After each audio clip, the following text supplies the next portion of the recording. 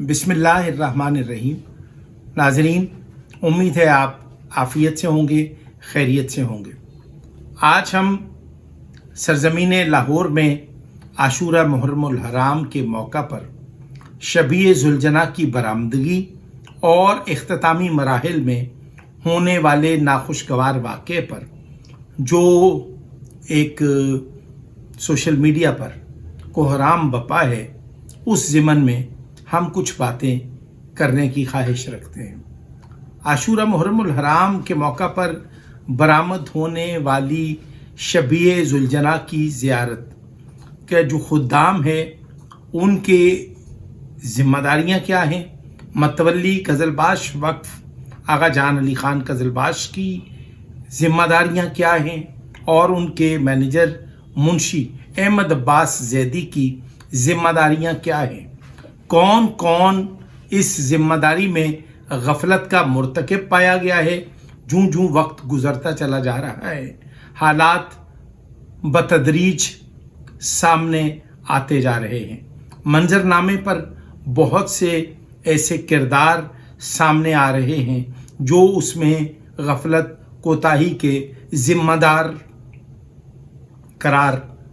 पा रहे हैं। मैं इस मौका पर खुद्दाम शबीए ज़ुलजना आगा शाह हुसैन कज़लबाश, जो हमेशा शबीए ज़ियारात की बरामदगी के वक्त वहाँ पर मौजूद होते हैं और वो हमेशा ये कोशिश करते हैं कि बरामदगी और इख्तिताम इंतहाई खुश उसलूबी और बावकार तरीके से अंजाम पाए। मैनेजर कज़लबाश वक्फ अहमद अब्बास ज़ैदी की जो जानिबदाराना और मुनाफिकाना जो खिदमात हैं, जो उनकी बदनीयती है और जो कज़लबाश वक्फ के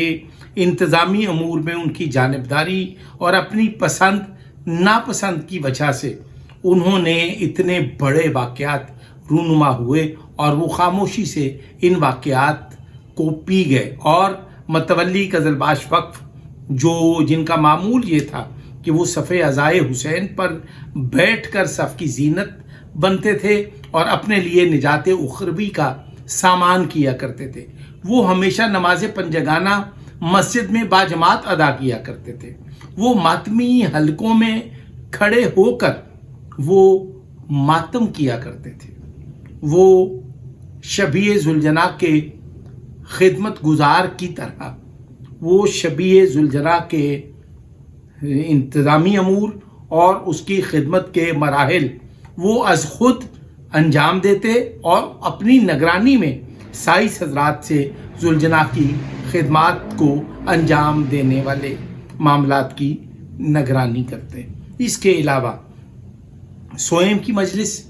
करबला गामशा में हो या नवाब पैलेस में हो, मोमिनीन हर मोमिन को दस्तरखान पर नियाज अज़ खुद तकसीम करना अपने लिए एजाज समझते थे। वो इतना मुनकसिरुल मिजाज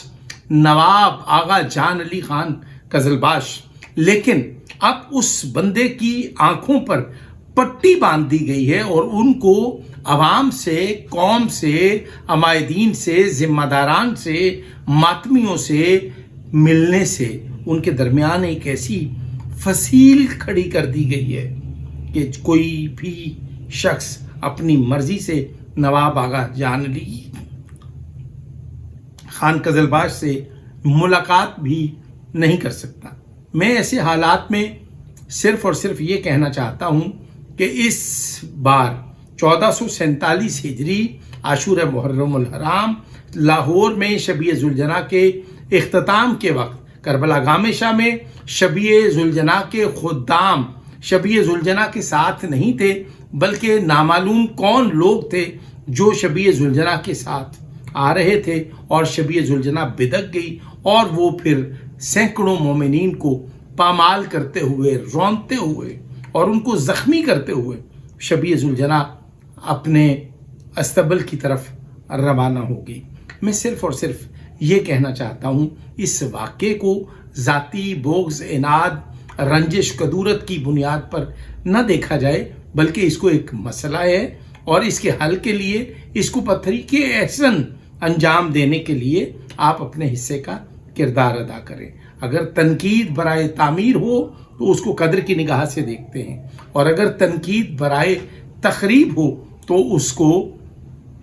آپ روکنے کی اپنی طاقت استعمال کرتے ہیں، اپنے ذرائع استعمال کرتے ہیں۔ میں اس وقت صرف اور صرف یہ کہنا چاہتا ہوں کہ 10 محرم کو کربلا گام شاہ میں شبیہ ذوالجلال نے جتنے مومنین، عزاداروں اور ماتمیوں کو، خواتینوں کو، بچوں کو، بوڑھوں کو جو زخمی کیا ہے، اس کے سیاق و سباق کیا ہیں، اس کی وجوہات کیا ہیں، اس کو سمجھنے کی ضرورت ہے۔ اور معروف شاعر دانشور مرحوم و مغفور سیف زلفی کے بیٹے انتخاب نامی شخص نے اس معاملے میں عدالتی اور قانونی چارہ جوئی کا فیصلہ کیا ہے۔ ہم ان کے ساتھ برابر کھڑے ہیں اور ان کے معاون مددگار بن کر اعلیٰ پولیس افسران اور عدالتی دہلیز تک ہم ضرور جائیں گے، اور نتیجہ کچھ بھی ہو میں یہ سمجھتا ہوں کہ متولی قزلباش وقت آغا جان علی خان قزلباش کو اس واقعے میں ملوث ان کے مینیجر منشی احمد عباس زیدی کی بدعنوانی، سیاہکاری، بدنیتی اور اس کی جانبداری اور اپنی ذاتی پسند ناپسند کی بنیاد پر شبی کی باغ پکڑنے نہ پکڑنے پر جو ان کا تکرار، مباحثہ اور جو معاملات ہیں، اس کے پس منظر میں وہ حقائق جاننے کی بھی ضرورت ہے۔ ہم سیف زلفی کے بیٹے جو زخمی ہوئے ہیں، شدید زخمی ہوئے ہیں، ہم ان کے لیے دعا گو ہیں کہ خدائے حسین علیہ السلام، بحق حسین علیہ السلام ان کو جلد صحت یاب فرمائے، اور اگر وہ قانونی چارہ جوئی اور قزلباش وقف کے منشی یا متولی کے خلاف وہ اندراج مقدمہ کے لیے پولیس کے پاس جائیں گے، عدالت کا رخ کریں گے، تو ہم ان کے معاون مددگار نظر آئیں گے۔ نتیجہ کچھ بھی ہو، ایسے حالات میں میں یہ سمجھتا ہوں کہ اس معاملے کو ایک قومی معاملہ جو ہے وہ سمجھ کر، جان کر، آپ اس کو عبادت میں شمار کرتے ہوئے آپ ان مسائل کے حل کے لیے اپنے حصے کا کردار ادا کریں۔ تماشبین بن کر اس معاملے پر اس طرح کا تبصرہ اور اس طرح کا حصہ نہ بنے کہ جس سے قومی وقار کی تنزلی کا سبب نکلے۔ السلام علیکم ورحمۃ اللہ وبرکاتہ۔